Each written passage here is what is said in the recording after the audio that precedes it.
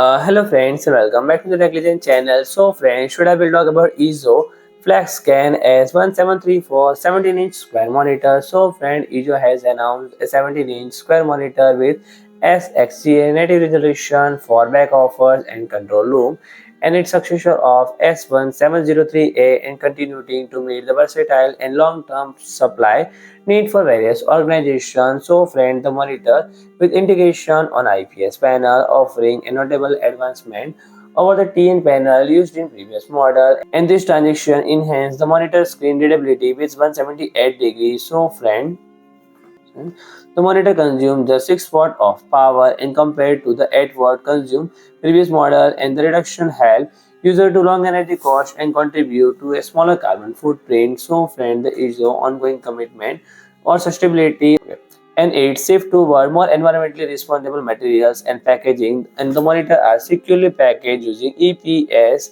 form side of recycled materials instead of virgin source.